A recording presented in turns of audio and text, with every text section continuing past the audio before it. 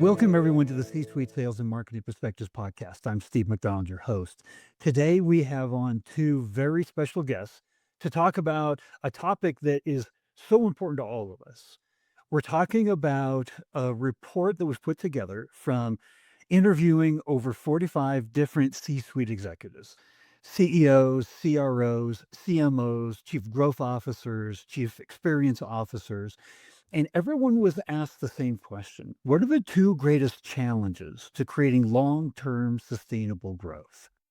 So we're focusing today on the top challenges that we see as C-suite executives in our B2B go-to-market strategy and growing our businesses.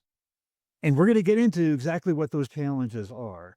But we're really going to talk today about internal politics is one of the biggest challenges, internal alignment. We're going to talk all the way to customer obsession, and we're going to talk about the evolution of the CRO role. Both Luna and Sanja here are CROs today. And I'm going to have each of you, if you wouldn't mind, explain a little bit more about your background. But Luna, you've been a CRO for a number of different years. And Sanja, you've transitioned actually from a chief marketing officer to a chief revenue officer. So here's what I'd love to do. Maybe Luna, you can kick us off and just tell us a little bit more about your background, and then Sonia, and then we're going to get right into the report and those learnings and what we think about it. Of course, fantastic, Steve. And firstly, thank you for having us here. So, when it comes to my background, I came from marketing background as well. So that's where I first started. I was working as a marketer for a bunch of online retail, omnichannel businesses as well, either on the side of client, agency, software provider. And then because I really, really loved looking at revenue and growth and actual cash, I somehow transitioned into becoming a chief revenue officer.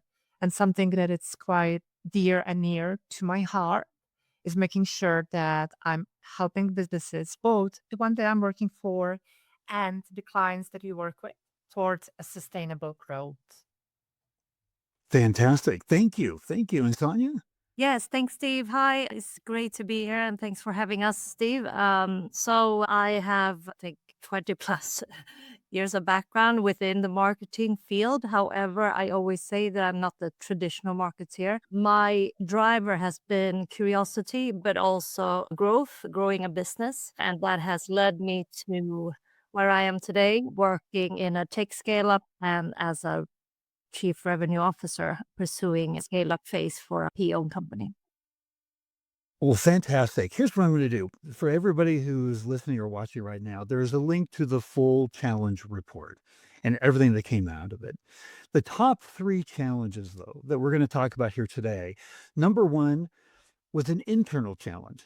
Actually, 70% of the answers by C-suite executives were the greatest challenge to creating long-term sustainable growth was ourselves.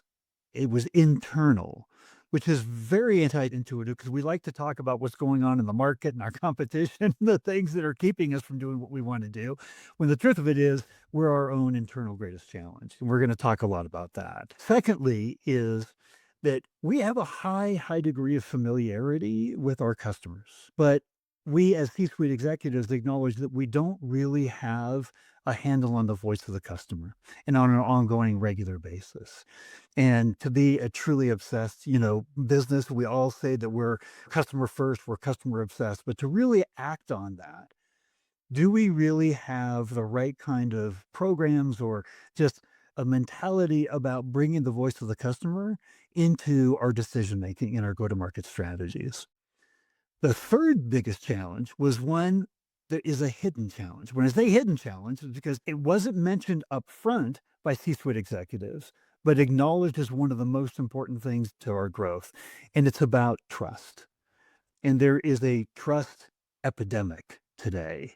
If you look at any of the LinkedIn, Edelman studies, they'll show trust all over Europe, all over the United States, over the world. It's just been on the decline for decades. And in fact, in that same study, over 61% of B2B buyers, and they talked to like 32,000 respondents in this study. They said that 61% of them said that they felt that we as the selling organizations were being intentionally misleading. Intentionally misleading. So there's plenty of other studies out there that have equally as alarming facts, but our brands are trust marks, right? If we don't have trust in our brands, what do we have? And that's the reason why I think the voice of the customer is so, so important in bringing that forward, because that's the voice that the people that we're selling to, that's their peer community. They trust them at the same level, peer to peer, as we do scientists, right? So those are the big topics that we're going to start out with here today. But I'm going to start with the first one. And Luna, I'm going to ask you the question first off here. Why is internal alignment, we talked about it as the red herring, distracting us from growth?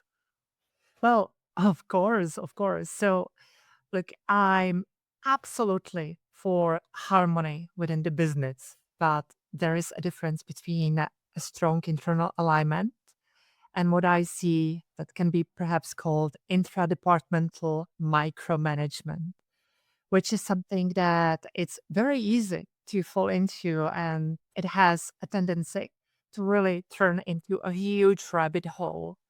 And as senior managers, we have to have really the ability to check ourselves and trust in our colleagues. And once you ensure the general direction is aligned, you are kind of good to go. And if you don't do that, like often the most expensive people will spend their valuable time looking inward without really keeping an eye on what's actually out there in the market and be with your clients, because that's where the changes are currently happening. The market right now is incredibly in flux, and we need to be focusing on clients, prospects. We need to be looking outward rather than internally if we know and if we are able to have that close alignment, but not intra-departmental micromanagement.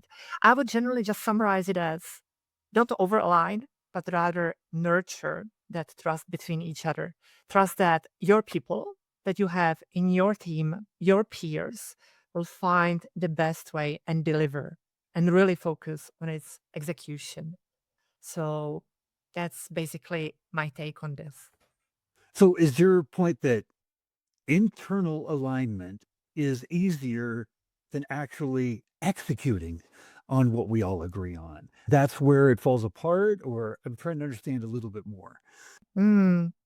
So, no, not really in a way. I think that there are slight differences between being internally aligned and kind of have that intradepartmental micromanagement, because it's very easy when you are discussing how to be aligned internally to get into like operational things that one person was unable to align with another. There is internal drama. It's energy draining. It takes a lot of time. And if I would be able to take that time and focus it out, I would be able to bring in much more added value to the business, and potentially that even that reason for that micromanagement that's happening or the alignment would not even happen, because you would find out that it's pointless and it's useless. So what I'm saying and locating towards is you have, I would say that a lot of businesses, there are great teams that want to do great things. They are very smart people. Just ensure that there is a trust between teams, between departments, and there is a general direction. When there is, move your people to it. Focus on execution. Don't overcomplicate things. Sonia, I love to know because you've played in multiple departments, you've worked with multiple departments. What's your point of view on this internal alignment as one of our greatest challenges? I think, as Luna is mentioning, the trusting each other, trusting your peers. I usually say, don't expect that people are there to do bad jobs. People want to do a good job. So trust your peers. So I think that is super important, because that itself will obviously, raise and born trust, and then you get that natural alignment across departments, across teams, across individuals. So I think that is super important, to trust and also respect each other's jobs, so to say. But like, I think it's all about the focus. If you're not super clear on what the company, where you are positioned, where you're heading, and that is all about focus, then you get too much of this internal, mismatch discussions, processes, who does what. I think it's all about focus, and that usually is prioritize what is, three things. What is the most important things? And if you have that, and that takes a lot of a good leadership, a great management, but also great kind of, guidance, where are we heading? Then you can hopefully get that alignment across the whole organization. The whole idea, we talked about it up front, that came out of all of these interviews was the lack of trust we had, but it was all focused externally. And what you've just brought up is one of the most important things is building our own internal trust. Because if we're not aligned and we don't have our go-to-market strategies and we're not trusting each other's, we're not going to succeed. Right? So that Yes. internal trust is something we've really got to build and focus on. And, we're all really good at trying to understand the needs of our customers, but that's really our first customer, right? Is everyone else inside of the company itself. That's a really profound. I think that's really important, especially as we're going to move into here now talking about trust. And I mentioned up front the lack of trust that we have. And it's a direct reason why this external lack of trust that the buyer has with us, there's a direct correlation between the reason why the buyers have been waiting longer and longer now to want to even talk to us, right? This buyer journey has significantly changed. They're trying to make as many decisions as they can on their own before they even talk to us. By the time they want to, most often they've got their top, couple, two or three, and top company in mind that they think they're going to want to deal with. So I'd love to, Sonia, ask you, how is this impacting how you're thinking about creating the go-to-market strategy these days? The whole idea of lack of trust. Um, we talk a lot about trust. So our business is quite long cycle business. So there needs to be trust all the way from like the first interaction with any of our channels, but then along the way.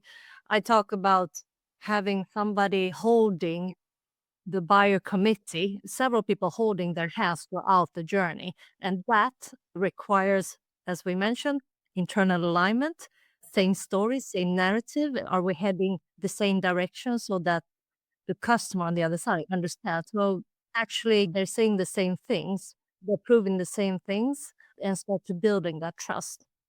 And I think that is super important as an element, that even though that, because we are many people involved in a business, a deal today, that is important then that every person that is involved from the different department, that they understandable how we create trust with the buyer committee and how we get them the whole journey, so to speak.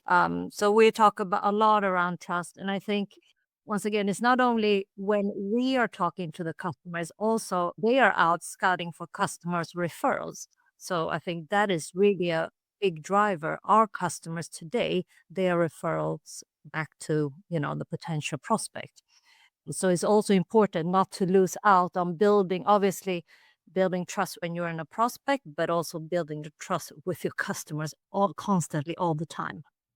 It really goes back to that point about our buyers trust their peers, right? So our customers are their peers. If we're not using the voice of our customer to help speak for us, to help validate, right? To help substantiate all the important points that we're saying about ourselves, right? The reason why they want to hire us, right? It's bringing in that voice to the customer. I love that you brought that up. Luna, how are you tackling trust as an issue? Absolutely. So it's quite interesting to hear it from Sanya because I really love her point of view on that. I will offer a slightly different angle on the trust here. So I have actually been thinking about trust for a long time because I, as a person, am generally mistrusting a lot of things. I get prospected every single day about 20 times, things like that. So I have kind of created quite thick skin. But talking about trust, I have realized that a lot of SaaS businesses, specifically SaaS B2B businesses, have gotten incredibly complacent in the current state of the market. But in truth, the golden age of SaaS is over. Market is too crowded. Tech budgets that we were able to tap have become bloated, and now they are getting slashed. And while I really choose to believe that building a trust is incredibly important, there is also a certain misalignment between how the business communicates consistently and what it communicates and how is it being perceived and heard by prospects.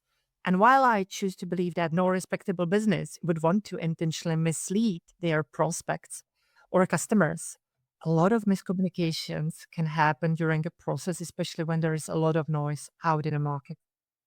And one thing that I really want to mention is that a well intentioned but very slippery slope can be success stories and showing success stories because that's just something that a lot of sales reps lead with. Hey, this is our success story. This is what we've been able to deliver to client XYZ. But those success stories can be very easily misrepresented as typical results that customers can expect. And while it can definitely happen, it may not be the case all the time. So in this case, execution on the side of sales, on the side of marketing, can actually turn into a lack and breach of trust on the side of clients and prospects. So how I generally try to tackle this is that when we are looking at GTM and talking with clients, I'm 100% there with Sanja. Just make sure that there is consistency. Consistency needs to be there at every single step, every single touch point with client, because that is ensuring that there is that level of trust and there are no red flags. But I am also a huge proponent of setting lower expectations than those we can actually deliver upon. And that we always internally strive to give more than the clients expect. So it's about front loading the value, being there for clients at a critical moment. So we can even look at a certain SLA that it's towards clients, but internal SLA needs to be even stricter. We internally need to be striving to do more than we are telling clients that we would be doing. So they will really think about us as partners, as those like really bearing their weight. So really looking at where we are, especially in SaaS, I would say we need to go back to the basics where SaaS was like 10, 15 years ago. And now the businesses really need to reprove themselves if they are to survive, need to really showcase that our prospects and our current clients can continue trusting us, that we are not just sleeping in very comfy bed. And that's kind of my take here. You know, you both have brought up such important points that there are things that are constantly pulling us away from creating a unified voice that builds trust, right? And misalignment, one, right? Overpromising and under-delivering is another big one. And Sonia, you said something in our previous conversations. You said literally everything that we have learned and known is not valid anymore. This market is changing so much, right? Influx of changes in personnel, lack of alignment, everything we've been talking about here. How do we navigate that, right? I think, I mean, this is where you as an individual, team, leader need to really impose the fact that plan for change, have a process to actually change for, the unknowns of the market. I can sometimes, so if I do have a sales rep, we have the pitch, it didn't work out, there was somebody on the other side. I said, no, no, but this is the research you should have done. Of course, it was different from the pitch maybe yesterday, but that's how, the market is. And that is a fact that you need to really, say, what we learned and what we know now is not valid. And that is just a mindset that you need to work on in your team, I think. And it's behavioral. So you need to really nag around like, we share stories, we share customer meetings, and what can we say? Okay, so that maybe didn't really go as expected. And we said, no, what can we learn from that? And then we iterate and we iterate. And I think that is really to kind of impose to my team that what you know yesterday might not be valid today or tomorrow. So you guys need to be on top of your prospects, your pitches, who's on the other side of the market, and the knowns. Try to get as much unknowns known as possible. And I always support with that. And what you're talking about here is we are on a never-ending learning journey, right? But we want to feel like we get it. We know our ICP. We understand them. Like it's an uncomfortable place to say, I always need to keep learning. And what I do know may not be true. That's not a comfortable place to be. And Luna, you actually even gave a really great story about one customer and one prospect that had major upheaval. There was 1 week where all of a sudden everything that was known kind of got thrown up. If you could tell us a little bit about that. Yeah, okay. So definitely it happened not that long ago when we were in a long negotiation process with the customer. Everything really looked well. We went through lengthy legal, we went through all the negotiation processes, we went through, I would say, 4, 5 just stakeholders that were supposed to give us their blessing that, yeah, we can go, they can go with ROI Hunter. So we really did the whole dance. And just before we were supposed to sign everything and get started, well, we have started hearing nothing, zilch. And we were like, what the hell is going on? There were all the right signals. We went through all the process. We had buy-in, but nobody was communicating with us. Well, then we found out the entire marketing department was fired. So it's like, okay, how can you really operate in this environment when things can be changing so drastically and dramatically? Who do you then talk to? How do you ensure that there is a stability? Well, it's very difficult. So I will kind of tie it to also what Sanja was saying, and I'll try to also tie it into internally because there's another quite interesting thing. And I expect to hear happy birthday because just last week, ROI Hunter had its 11th birthday. So that's something that we celebrate. By the way, I'm still not hearing happy birthday. Happy birthday. Happy birthday. Thank you. So it's like very interesting because we have been right now discussing things externally towards customers, how things are changing out in the market, but also it goes internally as well. And I'll give you yet another situation that I've been dealing with quite frequently. And it also ties into the company being more than a decade old. And it's really about a situation when I've been discussing with finance a lot exceptions here, exceptions there. And they are very frustrated quite often, and rightfully so. And they've been challenging me like, okay, Lena, why are we always giving exceptions? It seems like we don't know what we are doing. Well, we don't. We really don't, because the market has been changing so frequently. And what we see internally is that right now needs to build a common understanding, and that kind of gets us back to internal alignment, but I would say also internal trust, nurturing that.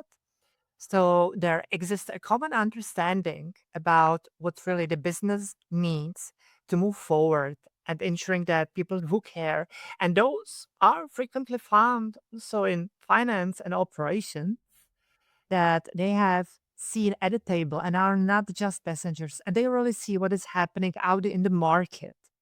So they will be able to help us. And as I said before, I also quite often have those discussions about policies and exceptions, and they are often like well intentioned policies, but since we are like 10, 11 years old now, they are very detailed, too detailed for our own good.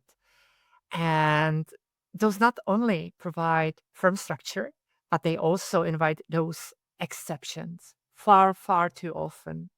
So, more than they are currently helping in a market situation that is ever changing, and we really need to find a way how to operate and revalidate everything. They, more than are helping, they are actually souring relationships. So that kind of gets me to the point that I think that the common understanding needs to be that right now we really live in turbulent times that goes both externally as well as internally. And we have to and we should retain rational boundaries that will enable us to perform and deliver as a team, but not too detailed that would basically bound our hands, bound us to have those discussions about intra-departmental micromanagement, dealing with exceptions, dealing with beef that may happen between two people, both well-meaning, or two teams, both well-meaning, but not really understanding that we are really living in the situation where the rules are ever changing and the game is changing every week, every month, every year, far too often. You know, I want to start talking about what we do about this. And Sonia, you had brought up the concept of the North Star. What's the North Star in our business, right? And the voice of the customer is your North Star. Tell me a little bit about, your thinking behind that and how we navigate these waters of turbulence and constant change, right? No, so I mean, when I talk about the North Star, yeah, it's the voice of the customer, but if translated maybe more internal lingo, it is our ICP. Like, who is our ideal customer profile? That is our Northern Star. That's what we're aiming for. That is something that we iterate all the time, more often than I would like to. I mean, currently we don't iterate it enough. And that is back to that we don't, we have so much other things to do. But I think this is super important to have that process to iterate it, monthly, quarterly. I mean, iteration can be just like, okay, it's still valid, it's still valid. Okay, then we have iterated it, then we move on. So I think that is super important. And I also believe when we talk about Northern Star, that means that it is owned by the management. There is not a special role or a title in the company that owns the ideal customer. It's the whole company that owns the ideal customer.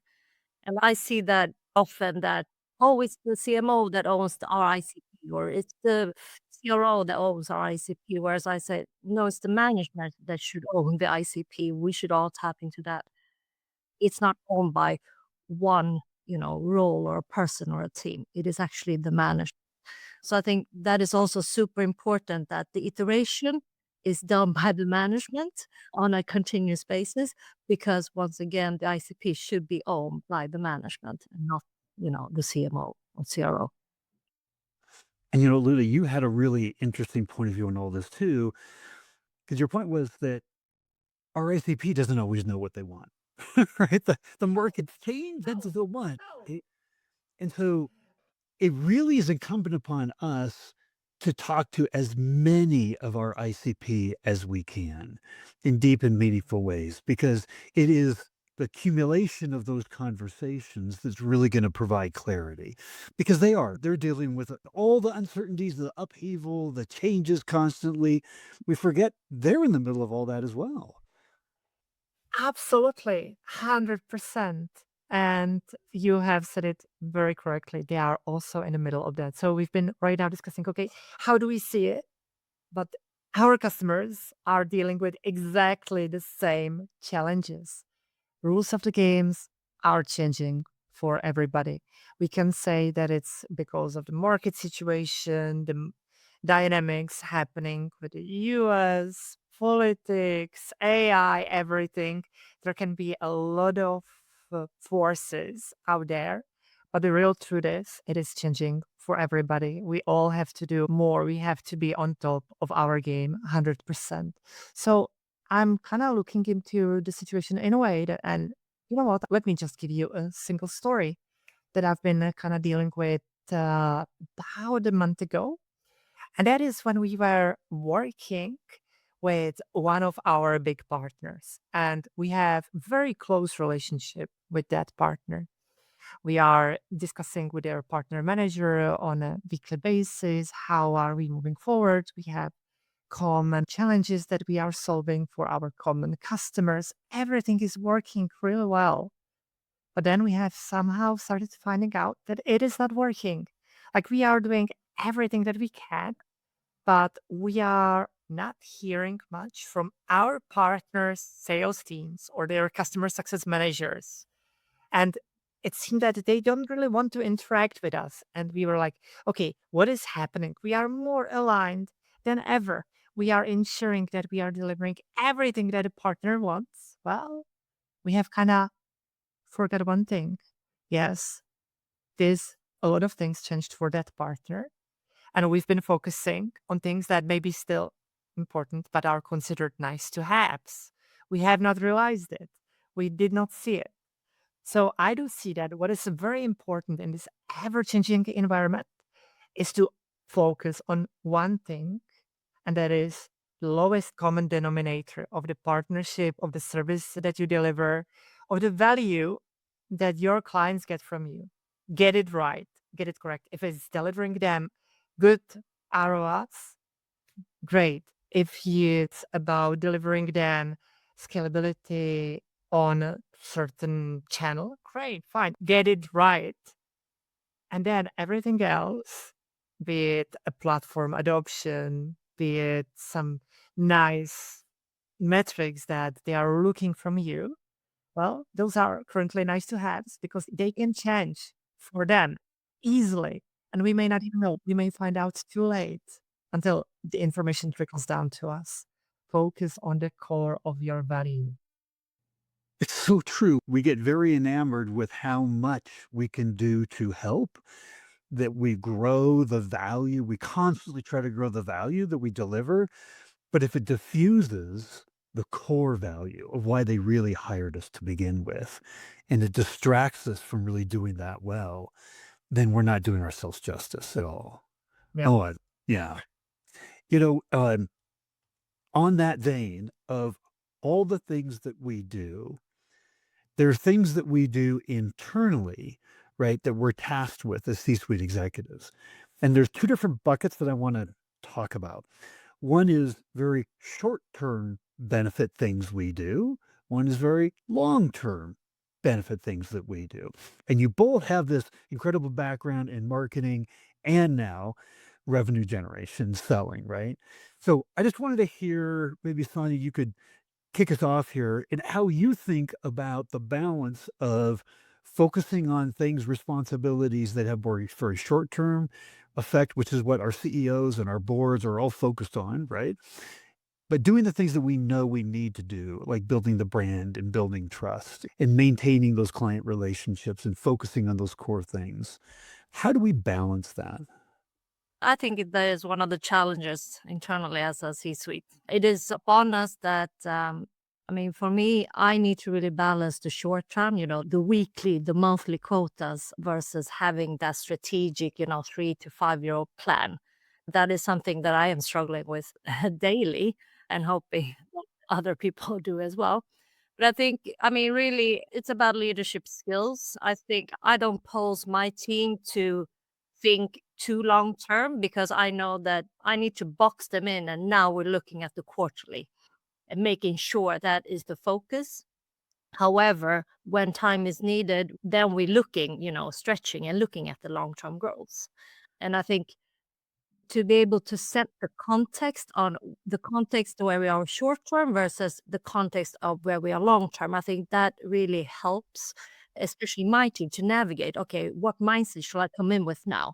What should I do to execute on the short term versus what are we actually doing to execute on the long term? So I think contextual setting is super important. But for me, I mean, obviously, we as a C-suite role, we need to navigate both. And I think I'm what soon a year in as a CRO, I think a lot of my skill that I'm bringing in as a CMO is the fact of balancing that, because I think CROs usually maybe think a little bit more short term. I'm not going to say, but in my opinion, that has been a little bit. And here I think my experience as a CMO, where you need to really, you know, focus on the long term, which is the brand building, which is the positioning, which like the market intel that changes. I think those skills are kind of helping me now in my current role to kind of balancing that. There was a thing that really smart CMO had said on my podcast at one point that today's brand is tomorrow's demand, right? If we aren't doing the balance, we are going to sacrifice the short term, right? There's no doubt about it. But Luna, I want to get your opinion on this. Yeah, of course. So, from my point of view as a CRO that's been doing this job for quite some time right now, I do see it in a way that I have to really live in a future, like really, truly. I'm talking 3, 4, even 5 quarters ahead. And that is incredibly difficult, especially when everything can change on the dime. Like it's quite difficult. But how I do it, how I'm kind of looking at it, it's building a framework that can sustain those shifts, which generally means okay, I have a certain customer success team. How do I ensure that I always have enough capacity within a customer success to process changes that I need to?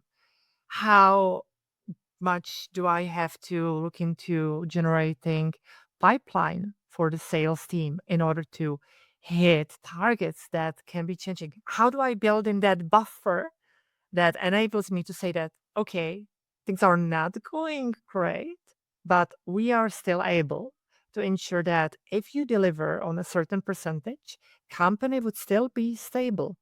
So that is how I'm looking at long term. How do I put in place certain measures that will enable us those tactical changes, those operational changes, without negatively impacting the business as a whole? And for that, you have to have a healthy business, which is why I'm always propagating a sustainable growth, because that enables me to plan in such a way long term. And when it comes to shorter, tactical as well operational, Sanya said it very correctly. I think that it's about leadership skills. Be there, provide them with that support, that calm, that decision making skill set. Be able to make those calls, even though if you know that you don't know what's the right thing to do, but you have the gut feeling you need to say it in a result. That's how we'll be able to do it. Make sure that people in your team trust it, will be able to deliver it. Give them calm so they won't be panicking and they will be able to deliver at their best. So as a CRO, think long term, put measures in place, but be there for them on daily basis. Provide them that support, provide them that leader that is there when they need them. You know, there is so much depth in everything that we could go into and spend hours and hours here, but I want to give each of you an opportunity to basically provide us with one takeaway from this conversation. Because we're talking about some of the greatest challenges that we face, right, as C suite leaders. If there were one thing that you wanted other C suite leaders to take away from our conversation today, Sonia, what would that be? I mentioned that we talk about the changeable and the unknowns. So I think, I mean, some sort of process or plan to actually deal with change. I think that is the most important thing. Also, kind of a side note to that is that let go of your prestige from deciding something. Like you need to also make sure that, I mean, I can be that sometime that, oh no, but that was me pushing for that decision, but knowing I need to pull back. But that's fine. Like, don't be prestigious about that. Just let that go because that is needed for the business. So I think those are what I would say. Like, have a plan or process to manage change, and don't be prestigious when it comes to like your decision that needs to be changed. I love that. Luna, what would you say? Well, for me, I would say that the biggest takeaway from all that we have discussed, it would be ensure that you give enough trust to your peers, your teams, other departments, because they all want the same thing. They want to succeed. They want to deliver a great product. They want to do their very best. Sometimes you may, and it's very easy to get lost in detail, but give them opportunity to figure out those details themselves. Don't micromanage. Give them enough trust. And that also goes towards clients, but be empathetic towards them. They are dealing with a lot of challenges themselves. Be empathetic towards them. Make sure that you are there as a partner, supporting them, deliver more than they paid for. So whenever everything will be settled, everything will be calmer, they will remember the name of your brand, the people that have helped them and supported them during the hard times. Yeah. Well, I have to tell you, we lots of times get, reports and things that come out of the industry that highlight challenges, that highlight issues and trends, but we don't always get in those reports, what do we do as a result of knowing this information? And what you've provided here today, I think, is color commentary on what does all this mean to us, right? We have to actually implement a go-to-market strategy based on all of these challenges. And we're not going to face a CEO or a board that says, oh, there's a lot of turmoil, there's a lot of change, the playbooks have changed. I get it. I give you all kinds of grace, right? It's like we have to perform, we have to succeed in spite of all of this. And so I just wanted to say thank you for giving that color commentary today to some of the most important challenges that we face. And that's the mission overall of this podcast is that if we can really understand the biggest challenges, but then get all kinds of different insights and perspectives on what we should be doing to solve those challenges, break through and actually create success. That's the rising tide that lifts all boats. And I just wanted to say that I think you were both a very important of that part of that rising tide today. So thank you for coming on. Thanks, Steve. Thanks for having us. Great fun. Thank you, Steve.